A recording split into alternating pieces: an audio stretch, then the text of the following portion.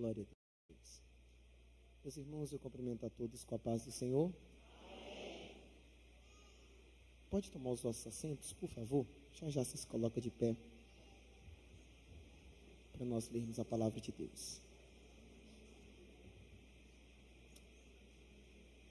Quantos estão felizes com Jesus aqui nesta noite? Diga glória a Deus. Meus irmãos, que alegria poder estar nesta igreja, poder estar aqui junto com vocês pela primeira vez. E é verdade que todo itinerante diz assim, é sempre um privilégio estar aqui, mas no meu caso é mesmo, porque eu sempre acompanhei as vigílias que essa igreja promovia, que essa igreja fazia, e eu sempre tive o desejo de conhecer vocês. Então, poder estar aqui nessa noite pregando a palavra de Deus para vocês é uma honra para mim. Meu sentimento é de muita gratidão. Louvar a Deus pela vida do pastor Lani Miner. Deus abençoe, pastor. Obrigado pela oportunidade. Muito obrigado pela honra que me é concedida. Louvar a Deus pela vida do pastor Failon. Sangue de Jesus, varão. Deus abençoe. Muito obrigado pelo convite. Muito obrigado por toda a forma com que me receberam. Irmã Joyce, ufa, não mais fácil. Obrigado. Que Deus abençoe. Muito obrigado por toda a forma com que me receberam, por toda a forma com que me trataram. Eu estou bastante cansado. A voz não está 100%, talvez não esteja nem 50%, mas eu sou grato por toda a forma com que me receberam. Que Deus em Cristo vos abençoe. Meu sentimento é de muita gratidão e por isso, em palavras, eu só posso dizer muito obrigado. Eu trago a paz do Senhor do meu pastor para os irmãos. Eu sou de São Paulo. Eu venho debaixo da bênção do meu pastor Otacílio. Os irmãos recebem, se recebem, digam amém. Amém. Meus irmãos, eu quero compartilhar um texto com vocês. E eu quero falar sobre o tema, mas eu vou usar outro texto base, mas bem pertinho. Segunda carta do apóstolo Paulo a Timóteo, capítulo 1, versículo de número 6. E aí, à medida que você for achando, você se coloca de pé para nós reverenciarmos a palavra de Deus. Segunda carta do apóstolo Paulo a Timóteo, capítulo 1, versículo de número 6. Você vai ver que a ordem de Paulo, o pedido de Paulo a Timóteo é bem parecido. E nós vamos falar sobre esse texto. 2 Timóteo, capítulo 1, versículo de número 6. Quem achou, por favor, diga amém. Amém.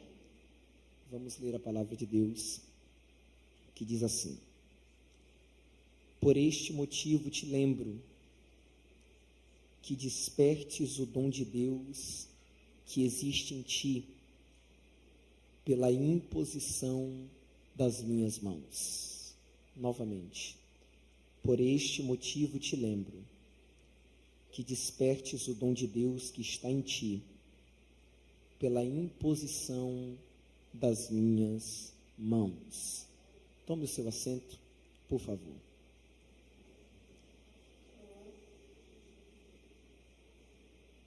Som. Se puder me dar um pouquinho mais de retorno nessa caixa aqui, por favor. Pode ser pouca coisa, não precisa ser muito não. Gente, eu vou pedir a atenção de vocês, principalmente nos primeiros 10, 15 minutos de mensagem. Como é introdução, eu começo muito lento, quase parando. E aí tende a ser um pouco cansativo. Mas depois Jesus vai dando graça e a gente vai pegando o ritmo. Quem me ouve, por favor, diga amém. Amém. Vamos lá.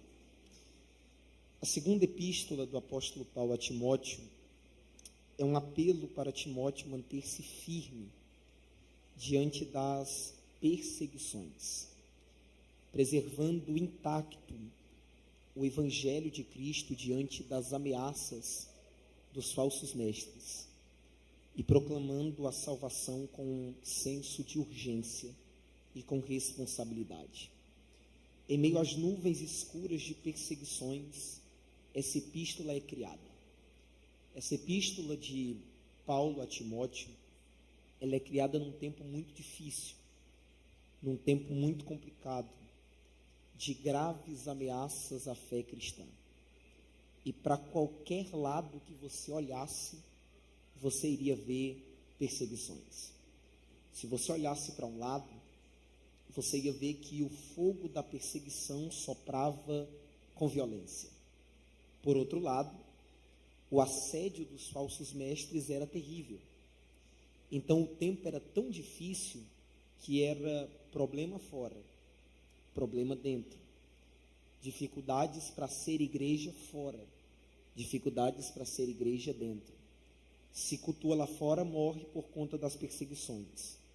Se cultua dentro, corre o risco de cair em heresias por conta dos ensinamentos de falsos mestres. Depois de plantar igreja nas províncias da Galácia, Macedônia, Acaia e Ásia Menor, Paulo é preso em Jerusalém, transferido para Cesareia e de lá enviado a Roma, onde ele fica preso, encarcerado por 2 anos, numa espécie de prisão domiciliar. Nesta primeira prisão, Paulo escreveu suas cartas aos Efésios, Filipenses, Colossenses e Filemão. Isso é engraçado, porque para todo mundo é prisão, mas para um servo de Deus a prisão se torna lugar de inspiração. Porque é interessante que Paulo preso, para todo mundo ele está preso, mas para Deus ele está guardado. Porque Paulo precisava de segurança para escrever as cartas. Paulo precisava de segurança para escrever as epístolas. Se ele está preso, alguém está olhando e está dizendo, Paulo está preso, Paulo está encarcerado. Mas, na verdade, Paulo está sendo escoltado para escrever com segurança as epístolas. Porque a verdade é que aquilo que nós chamamos de prisão, Deus chama de produção. Nos tempos de prisões, Deus nos faz produzir mais.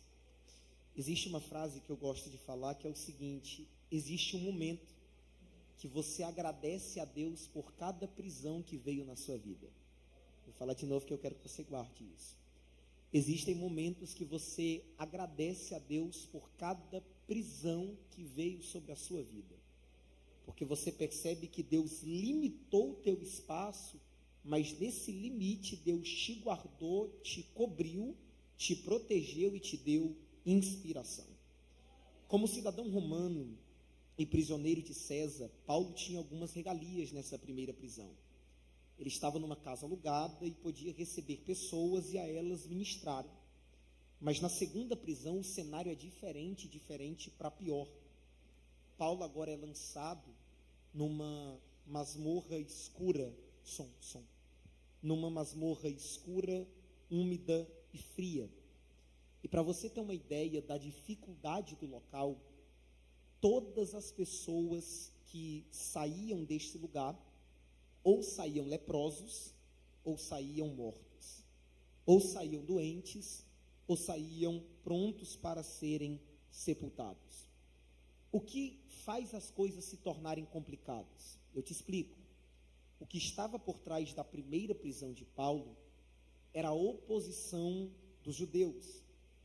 Mas na segunda prisão de Paulo, é o próprio Estado que deseja ver Paulo preso, porque queriam matá-lo. Mas por que a perseguição fica mais forte? Por conta de uma calúnia. Tudo começa em 17 de julho de 64 depois de Cristo. O imperador Nero deseja reconstruir uma capital mais bela, mais moderna. Então ele vem e incendeia a cidade de Roma. O incêndio acaba com a capital do Império Romano. Dos 14 bairros de Roma, 10 foram destruídos pelas chamas. E os moradores dos 4 bairros que sobraram, ao invés de falarem a verdade, serem íntegros, serem justos, eles mentem e lançam a culpa do incêndio criminoso sobre os cristãos. William Shakespeare diz que, mesmo sendo transparente como gelo e puro como a neve, ninguém está livre da calúnia. Eles poderiam falar, olha, foi Nero que fez isso, mas eles, talvez com medo, e para prejudicar mesmo, eles dizem, foi os crentes, foi os cristãos. E aí, a partir daí, começa uma brutal e sangrenta perseguição contra a igreja. Para você ter uma ideia de como foi terrível essa perseguição naquela época, faltou madeira para fazer cruz diante da grande quantidade de cristãos que foram crucificados em Roma. E os crentes não eram só mortos, eles eram torturados. Os crentes eram amarrados aos postes, cobertos de piche e incendiados vivos para iluminar as ruas de Roma. E é nesse tempo de amarga perseguição aos cristãos que Paulo é preso novamente. Mais uma vez, Deus guardando Paulo, percebeu, né? Paulo é preso novamente, jogado numa prisão, mas dessa vez como um criminoso. E detalhe, desde a sua prisão em Roma, Paulo já era considerado um homem de idade avançada, um homem idoso.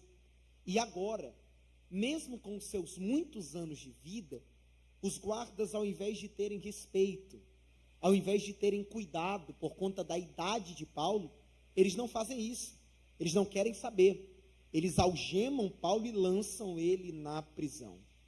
É interessante nós notarmos também que Paulo já tinha consciência, gente, de que o trabalho dele estava chegando ao fim e que não adiantava, porque uma hora ou outra o seu martírio seria inevitável. E apesar de estar velho, cheio de cicatrizes, tendo que suportar o rigor do inverno, tendo que suportar o abandono de muitos, Paulo não está preocupado consigo mesmo. Paulo, em situação desfavorável, em pressões, lidando com coisas complicadas, Paulo está preocupado com o evangelho. Paulo está preocupado com a palavra, com a igreja. Tanto que o propósito de Paulo nessa última carta é conscientizar Timóteo sobre a responsabilidade de assumir a liderança da igreja, de guardar o evangelho, de sofrer pelo evangelho, de perseverar no evangelho, de pregar o evangelho. Ou seja, Paulo estava passando o bastão para as mãos de Timóteo. No capítulo 1, Paulo está ensinando Timóteo a dar prosseguimento para o ministério. Porque Paulo sabe que vai morrer, e isso me chama a atenção em Paulo. Porque ele não é alguém egoísta, ele não é alguém egocêntrico, ele não é alguém que quer enterrar a chamada junto com ele, que quer enterrar a igreja junto com ele.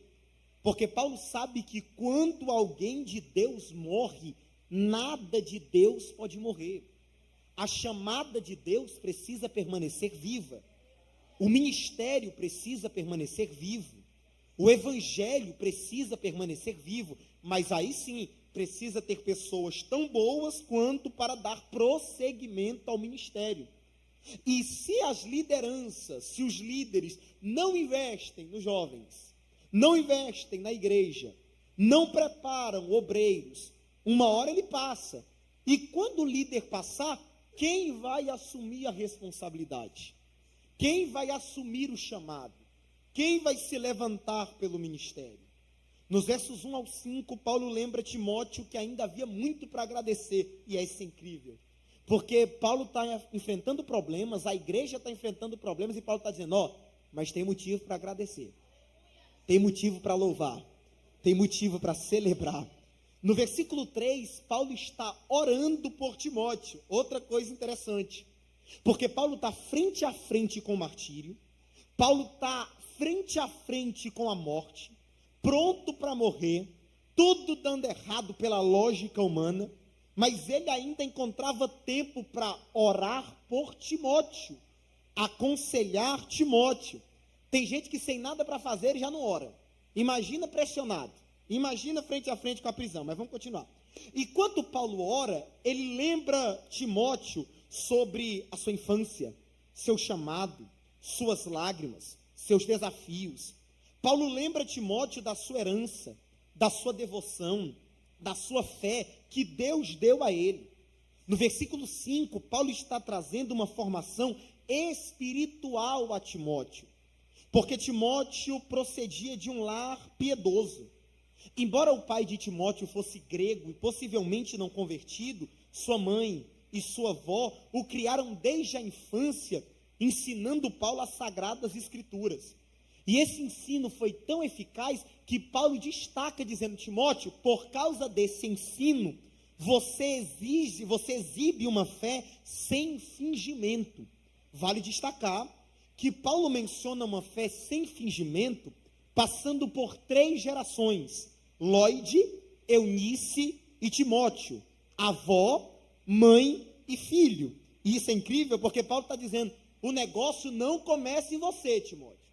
Então, toda vez que você quiser se achar um pouquinho mais, toda vez que você quiser ficar um pouco arrogante, toda vez que o teu nariz empinar, você tem que lembrar que o negócio não começou em você.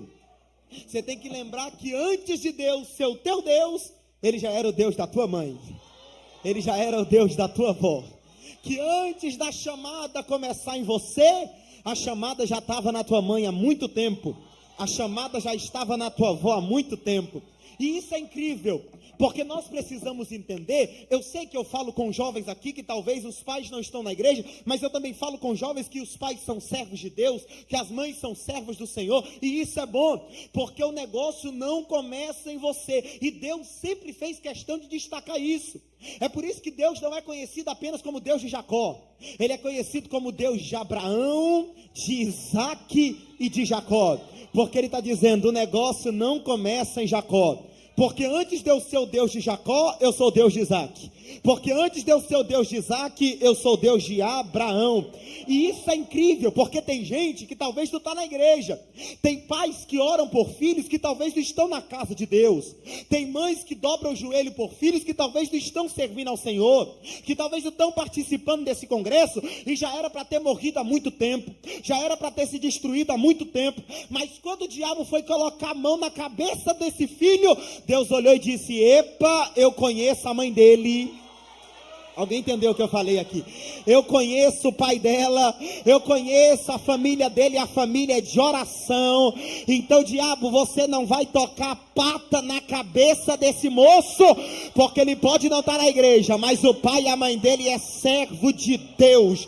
Mas eu estou pregando para jovens aqui que talvez os pais não são crentes. Eu estou pregando para jovens aqui que talvez não vieram de um berço evangélico, e que talvez as pessoas olharam e disseram: o passado do teu pai é complicado, o passado da tua mãe é complicado, então o teu presente, o teu futuro será complicado também, porque filho de peixe, peixinho é, não é verdade? As pessoas gostam de dizer: se o pai dele foi isso, ele vai ser também, se a mãe dele foi isso, ela vai ser também. Mas eu já quero profetizar nessa noite que toda maldição termina em você, que todo projeto do inimigo termina em você, é quebrado em você, porque a tua chamada deixará um legado, teu ministério deixará um legado, a bênção de Deus vai chegar de geração para geração. Você pode olhar para alguém que está do seu lado, olha para ele, olha para ela, se ele estiver dormindo, dá uma glória a Deus do ouvido dele, diga: todo o projeto do inferno é quebrado em você. Diz isso para ele. Não, irmão, desse jeito ele não acredita não. Fala para ele da glória, diga: todo projeto do inferno é quebrado em você, porque você, se Jesus não voltar, será pai de multidões, será pai de gerações, e a tua bênção, e a bênção de Deus vai passar de geração para geração. Vou liberar a palavra, e quem tiver glória vem comigo. Se Jesus não voltar antes, vai noivar sim, vai casar sim, vai ter filhos sim, vai construir família, e eles serão uma bênção. E alguém vai perguntar: como é que pode esse filho tão abençoado? E os irmãos vão responder: ele tem a quem puxar, o pai dele é uma bênção, a mãe dele é uma bênção. Eu estou profetizando para quem tem glória na boca aqui, para quem está vivo.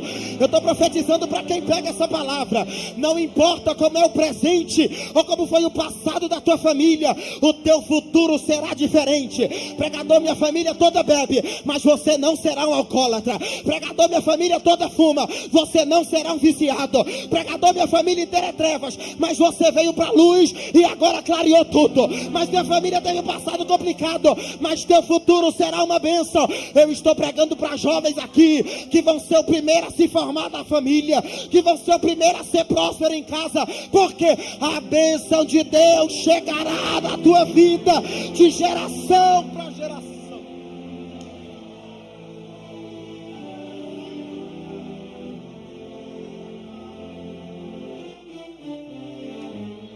Aleluia.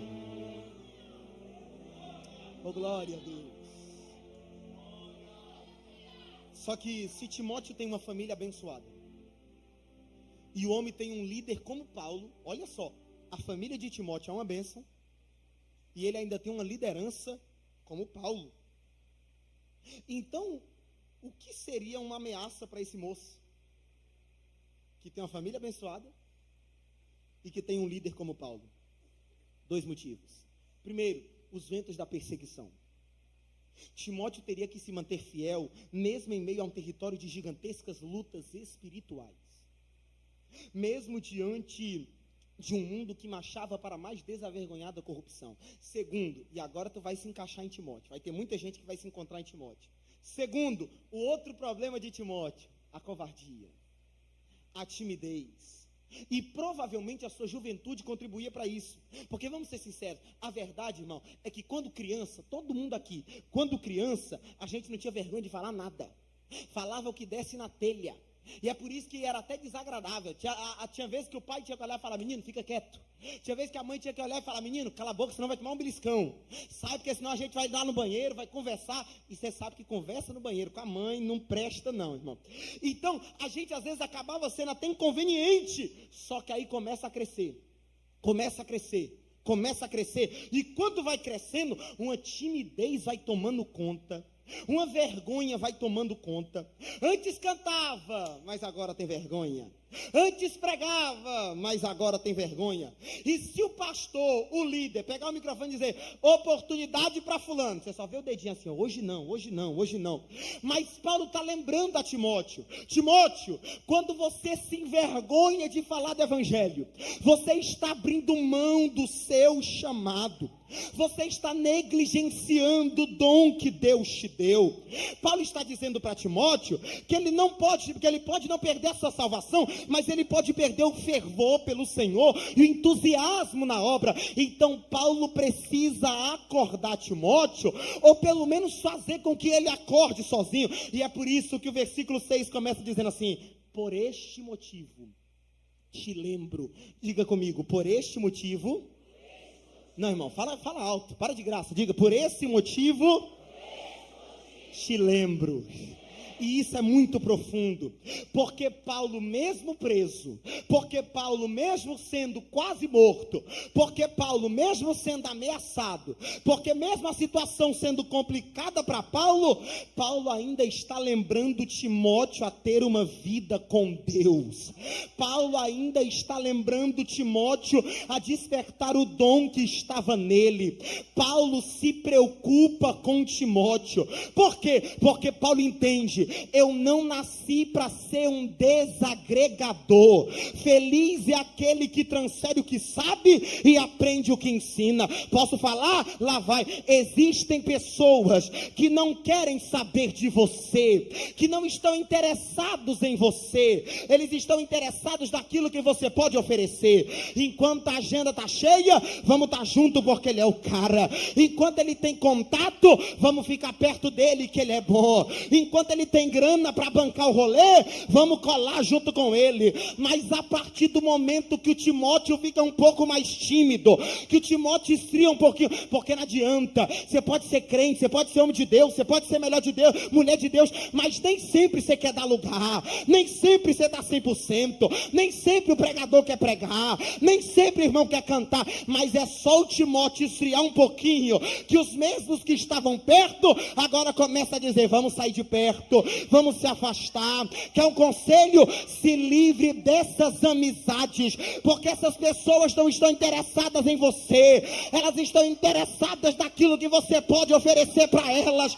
Mas glória a Deus, que ainda existem líderes como Paulo, que ainda existem crentes como Paulo, que diz, você pode até estar mal, você pode até estar esfriando, você pode até estar querendo desistir, mas eu ainda te lembro que dá para ter uma vida de oração, eu ainda te lembro que dá para despertar o dom que há em ti, eu ainda te lembro que você tem uma chamada, eu ainda te lembro que você tem um dom, eu ainda te lembro que você tem vocação, eu ainda te lembro que tem congresso, eu ainda te lembro que tem culto, eu ainda te lembro que tem gente precisando de você, eu ainda te lembro que você não pode abrir mão do chamado, eu ainda te lembro que você não pode desistir. Recebe essa palavra em nome de Jesus. Ô Timóteo, nos seus piores momentos, Deus vai preparar um Paulo para dizer, eu pego na tua mão, mas você não vai desistir.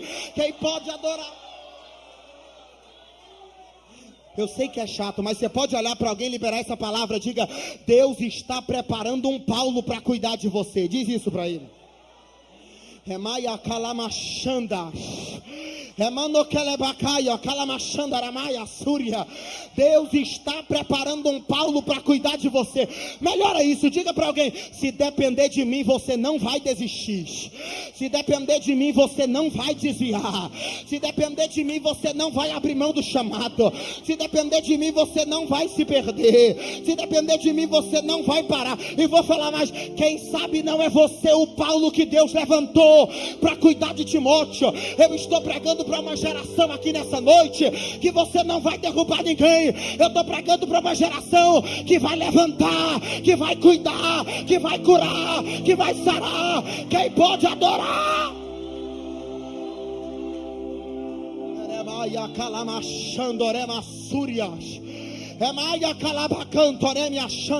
Eu sinto a presença de Deus aqui nessa noite. Eu sinto a glória de Deus aqui nessa noite. Você será alguém que Deus vai constituir como referência nessa cidade. Pega quem quer que eu estou profetizando. Vai ter gente que vai falar para você, eu estou querendo desistir, mas por causa da tua vida eu não desisto, por causa da tua vida eu não paro. Essa noite Deus está levantando alguém como inspiração, como referência. E a palavra é, enquanto tiver um Paulo guerreando, o Timóteo não abre mão do chamado. Quem pode adorar a ele, Deus.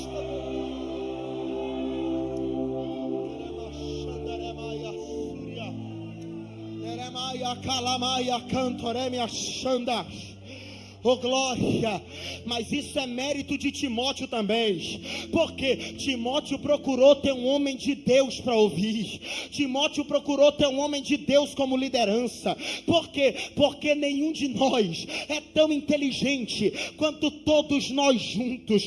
Teócrito, poeta grego de maior destaque no período helenístico, ele disse, a eterna sabedoria celestial decretou que o homem iria sempre precisar do homem. Não há espiritualidade aonde se impera o egoísmo, santidade que não leva em consideração o amor de Deus e ao próximo tem outro nome, satanidade. Mas interessante é que Timóteo olha e diz assim, eu vou ter um líder, e o meu líder vai ser Paulo, vai ser um homem de Deus. Timóteo não procurou um pé rapado para procurar como liderança, Timóteo não procurou alguém que não tinha nada para acrescentar, Timóteo procura um homem de Deus. Posso te perguntar uma coisa? Quem é que você anda ouvindo? Com quem é que você está tomando conselho? Quem é que está sendo a tua referência? Quem é que está sendo a tua inspiração? De quem é que você está cercado? E eu vou falar mais, se você estiver cercado de gente derrotada, você será derrotado também. Quem busca conselho com desocupado, será desocupado também. Por quê? Porque desocupados geram desocupados, feridos geram feridas, sem identidade identidade geram sem identidade, mas vencedores geram mais vencedores.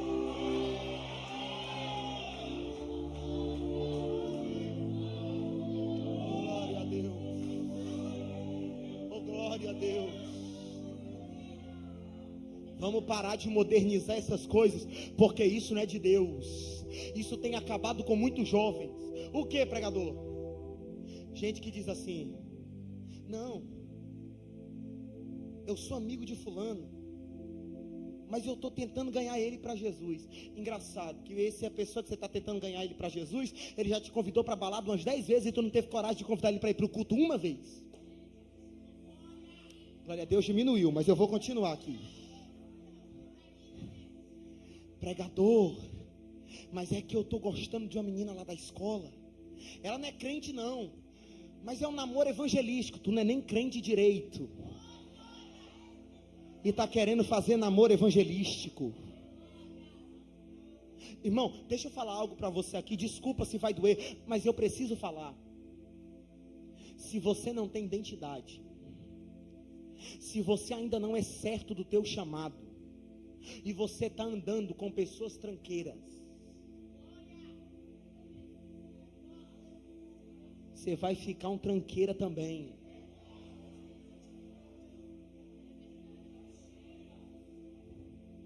Porque o mundo que nos cerca é um reflexo daquilo que somos.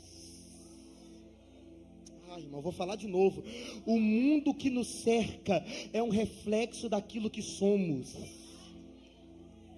Posso falar mais? No lugar de uma má companhia, prefira nenhuma companhia. Porque é melhor andar sozinho do que mal acompanhado. E se for para andar com alguém, ande com homem de Deus. Remaia, calabachanda. Ande com mulher de Deus. Por quê? Porque nos momentos difíceis, ao invés dessa pessoa dizer para você: usa isso para relaxar, bebe isso para ficar de boa, ele vai dizer: vamos dobrar o joelho, porque Deus vai agir por nós. Vou profetizar aqui, talvez você não queira receber, mas eu vou profetizar. Deus vai tirar quem precisa ser tirado do teu lado. Deus vai tirar más companhias do teu lado. Remaia calabachanda. Vai ter gente que vai deixar de seguir sim. Vai ter gente que vai bloquear no WhatsApp sim. Talvez vai até doer em você, mas não é perca, é livramento. Deus vê o que você não vê. Oh, glória a Deus. Oh, glória a Deus. Diz para alguém: dá glória para não parecer que é indireta para você. Diz isso. Dá aleluia para não parecer que é indireta, irmão. Vai dando glória, porque você não sabe nem do tanto de livramento que Deus já está te dando aí. Porque tem amizade que já era para ter te desviado antes desse congresso. Porque tem amizade que estava do teu lado aí, que já era para ter te tirado da igreja antes do congresso. Mas o Deus Todo-Poderoso está quebrando o laço do inferno. Oh, glória a Deus, aleluia.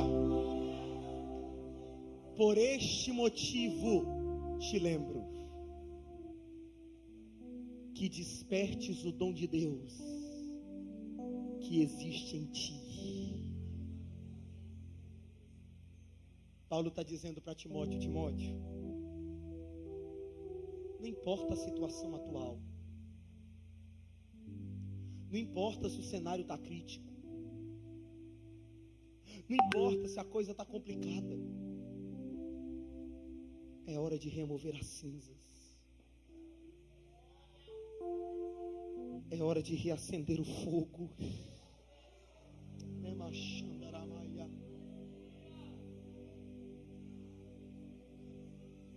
É hora de usar o dom que Deus te deu da forma certa. É hora de desenvolver a atividade apropriada dentro do ministério. Nós precisamos abanar as brasas. Nós precisamos despertar os poderes espirituais.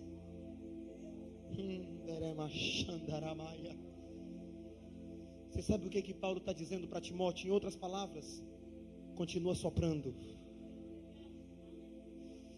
porque uma hora vai atiçar o fogo. Aleluia. Não é porque a situação atual está ruim que você tem que parar de ser servo de Deus, que você tem que abrir mão do chamado. Porque entenda, Deus nos dá dons, mas eles precisam ser reavivados. Deus nos dá desafios, mas precisamos levá-los em frente. Deus nos dá oportunidades, mas precisamos executá-las com o propósito certo. Medo e covardia não combinam na vida cristã. E Paulo está dando um choque de realidade em Timóteo, está dizendo: Timóteo, o evangelho não tem espaço para espírito tímido, o evangelho não tem espaço para gente sem entusiasmo, o evangelho não tem espaço para covarde, o evangelho não tem espaço para frouxo. É hora de ser diferente, Timóteo. E isso é um apelo de Deus para a alma de alguém aqui nessa noite, porque Deus está dizendo: você tem propósitos, você tem chamadas, então para de querer ficar em cima do muro, então para de querer se comportar como se você não fosse nada. Você é diferente. E agora você entende por que você não se encaixa em alguns lugares? É porque você é diferente. Agora você entende por que você não cabe em algumas mesinhas? É porque eles são iguais, mas você é diferente. Entende por que você tenta às vezes ficar junto, ficar perto, mas as próprias pessoas olham e dizem: seu lugar não é aqui, porque você é diferente. Sabe por que Timóteo é diferente? E eu já estou encerrando. Porque Paulo está dizendo para Timóteo o seguinte: despertes o dom que há em ti. Paulo está dizendo: você pode até dizer que não, você pode até se achar fraco, você pode até se achar incapaz, mas tem algo dentro de você. Vou falar de novo para ver se você melhora esse glória a Deus aí. Tem algo dentro de você. Perceba que Paulo está dizendo para Timóteo: não é para você orar para você ter um dom, é para você despertar o dom que já está em você. Porque Timóteo não carecia de novos ingredientes espirituais em sua vida, ele precisava apenas reavivar o que ele já possuía. E essa mensagem serve muito para os nossos dias, porque por falta de pessoas que se posicionam, nós estamos vendo ímpios se posicionarem. Porque por falta de pessoas que têm e não fazem, nós estamos vendo pessoas que fazem, mas não têm. É gente que tem carisma, mas não tem caráter. Oh, glória a Deus. E enquanto quem tem chamada está ficando quieto, quem não tem chamada está falando besteira em cima dos altares. Estão querendo modernizar demais, gente. Estão querendo fazer um evangelho novo, uma palavra nova, um Cristo novo. Até atualizar a Bíblia tem gente que quer. Muita invenção e pouca unção, muita farsa e pouca graça. Nós estamos usando o reino para beneficiar o nosso palácio. E é por isso que eu pergunto algo para você, e você não precisa responder, você só precisa pensar: será que a maneira que você está fazendo a obra de Deus não está destruindo a obra de Deus na tua vida? Vou falar de novo, hein? Será que a forma com que você está fazendo a obra de Deus não está destruindo a obra de Deus da tua vida? Tem gente que ao invés de pregar mensagem, está pregando massagem. Que quem muda a palavra de Deus está mudando o Deus da palavra. Mas segura o que eu vou falar aqui: a igreja não precisa de novidade mundana, a igreja não precisa de modernidades sedutoras, a igreja precisa avivar e despertar aquilo que está dentro dela.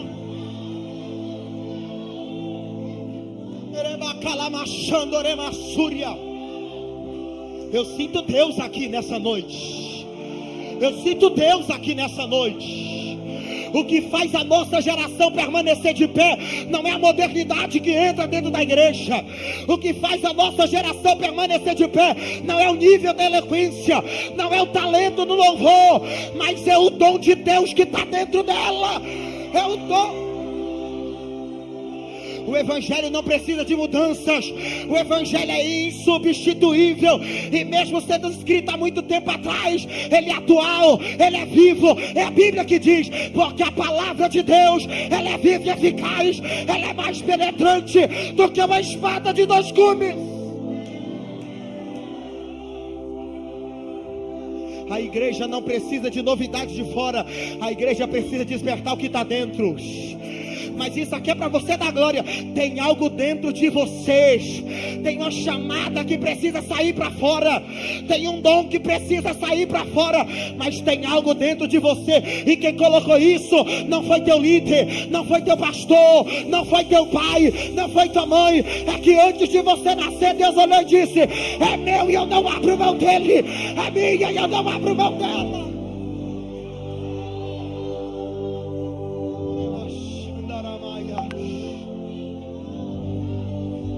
Remaya calamachoria candoreba xanda. Remaya calabachandoreba súria. Rebia calamacanto a caminância. Deus me trouxe aqui para falar para alguns jovens: você não tem noção da potência que você é. Tem gente que se acha incapaz, tem gente que se acha pequeno, tem gente que se acha fraco, mas Deus está dizendo: não é sobre você, é sobre quem te usa. Eu te levantei, eu te separei, eu vou te usar. Oh, glória a Deus. Tem algo aí dentro de vocês. Tem uma chamada que precisa sair para fora. Tem um ministério que precisa se desenvolver. Tem um talento que precisa. Tem um talento que precisa sair para fora. Deus te escolheu, irmãos. Deus te separou. E nem para desistir você presta mais. E nem para sair você presta mais. Porque se você sair, Deus vai atrás de você com mão forte. E Ele te diz: eu te vocacionei, eu te separei, eu te escolhi. Deus está dizendo para alguém aqui: antes que te formasse no ventre, eu já te conhecia. Antes que saísse da madre da tua mãe, eu já tinha te santificado. Você é profeta, você é vaso, você é servo. Quem pode adorar a Ele?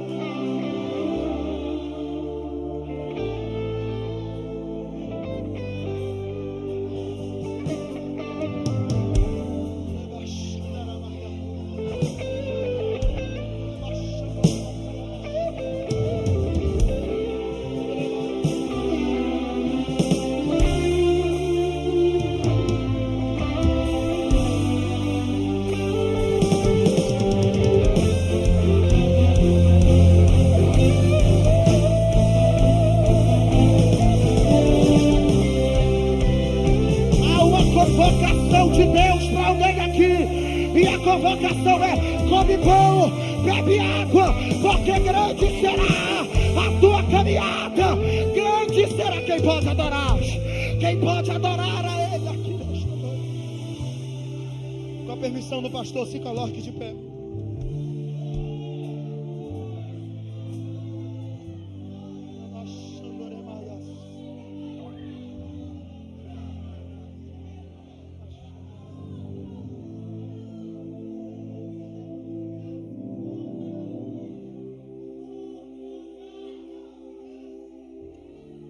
Eu preciso encerrar,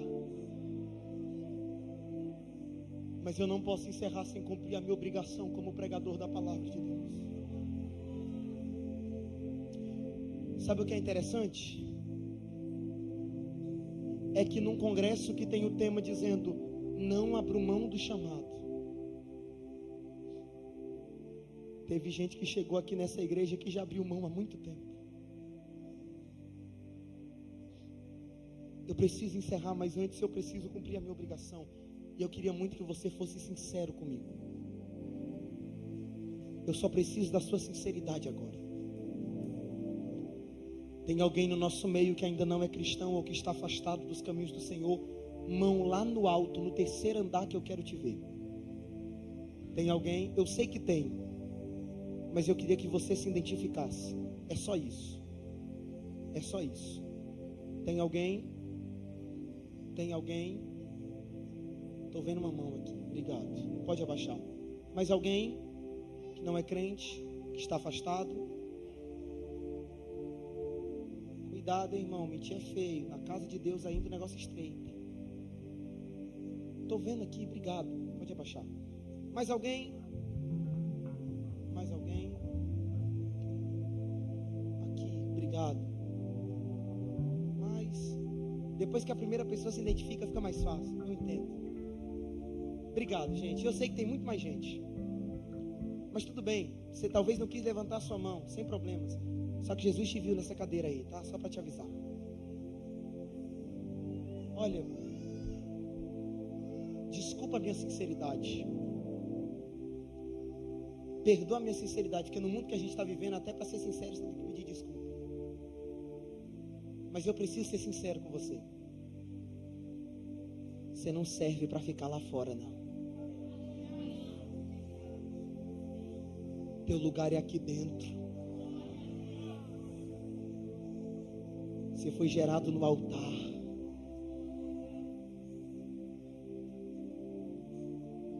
Você não nasceu para ficar lá fora.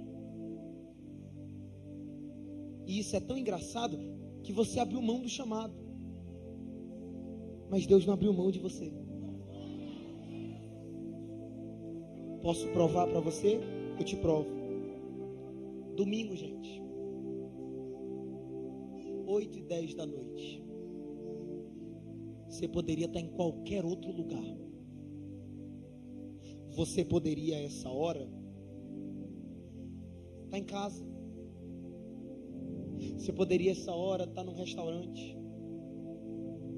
Você poderia, essa hora, estar se arrumando para ir para uma balada. Você poderia, essa hora, estar na casa do namorado, da namorada. Mas você já viu aonde é que você veio parar? Posso falar mais? Talvez até glória você já deu. Talvez até a mão você já levantou e deu aleluia. Eu estou falando com gente que Deus tem um negócio tão grande com ele, tão grande com ela, que você diz que está afastado, mas você sente quando Deus fala com você. As lágrimas caem. Teu coração é mais aquebrantado do que de muita gente. Diz que não é crente, que está afastado, mas você sente falta de ir para o culto. Você diz, não, eu tenho que ir. Diz que não é crente, que está afastado, mas Deus fala contigo em sonhos. Você não está afastado não, você está deslocado. E você pode olhar para mim e dizer, Mateus, é tudo coincidência. Faz o seguinte, chama de coincidência. Eu prefiro chamar de providência. Foi o meu Jesus que te trouxe aqui nessa noite, para trazer você de volta para o lugar de onde você nunca deveria ter saído. Cadê você que quer aceitar ou voltar para Jesus nessa noite? Corre aqui na frente, porque o meu Jesus te chama. Essa é a tua oportunidade. O meu Jesus te marcou aqui hoje, porque Ele quer mudar a tua história.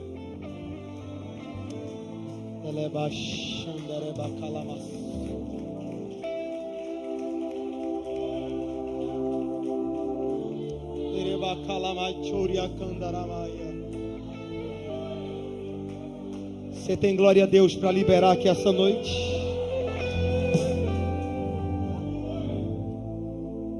Cadê a segunda pessoa que quer aceitar ou voltar para Jesus? Gente, por favor, nós estamos encerrando, nós estamos no final do culto, mas agora não é hora para ficar desatento. Não é hora, não é hora, não é hora. Nós estamos em guerra aqui, nós estamos em guerra. Porque tem mais gente que Jesus quer salvar aqui. Porque tem mais gente que Jesus quer trazer para perto aqui. Quebra as correntes, Jesus. Quebra as cadeias, Jesus. Quebra as correntes, Jesus.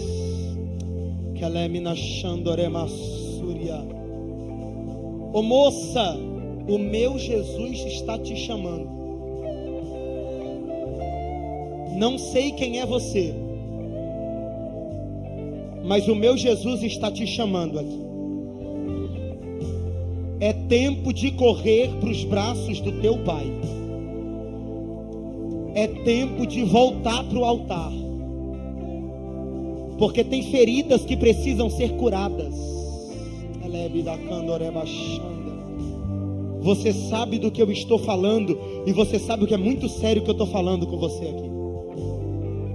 Eu preciso que a igreja faça papel de igreja agora.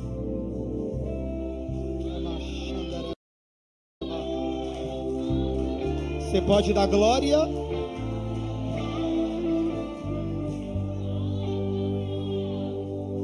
Eu preciso que a igreja faça papel de igreja. Tem gente que já ouviu a voz do Espírito Santo, só está precisando de um abraço.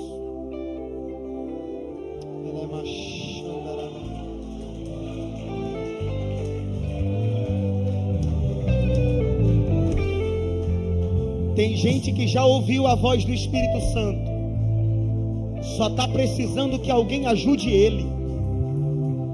Pregador, não existe isso, é porque você não entende o tamanho da guerra que essa pessoa enfrenta para vir aqui na frente.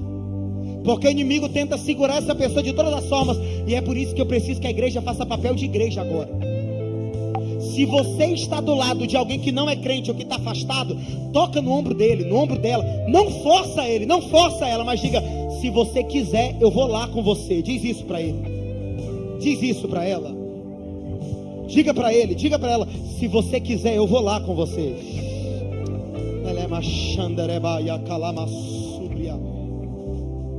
É a penúltima vez que eu vou convidar, mas tem mais gente que precisa vir para o altar. Tem mais gente que precisa vir para o altar.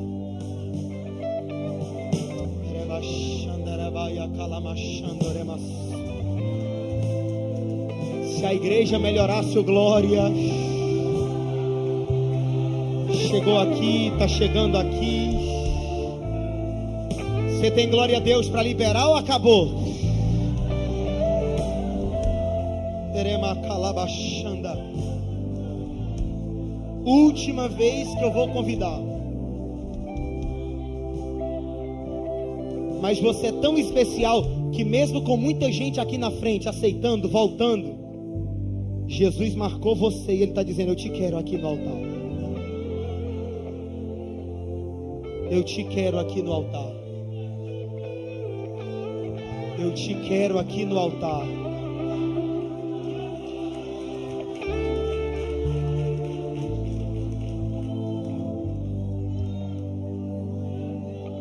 Eu vou contar até 3.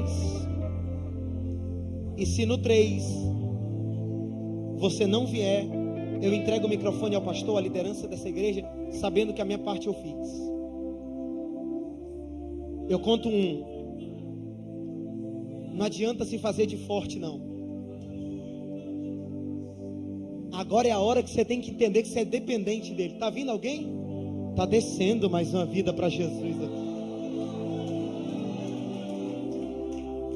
Isso.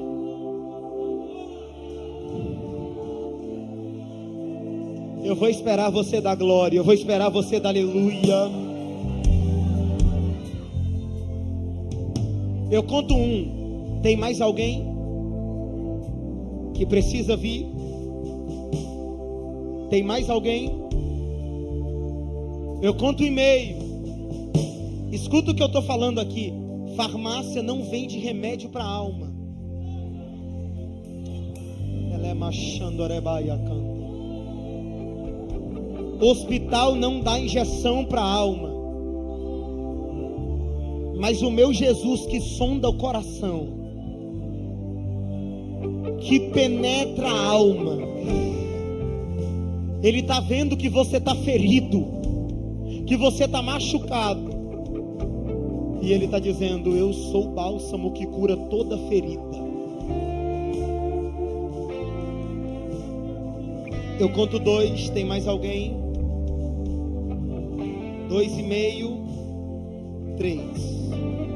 Eu entrego o microfone ao pastor da igreja, à liderança, para orarem por essas vidas.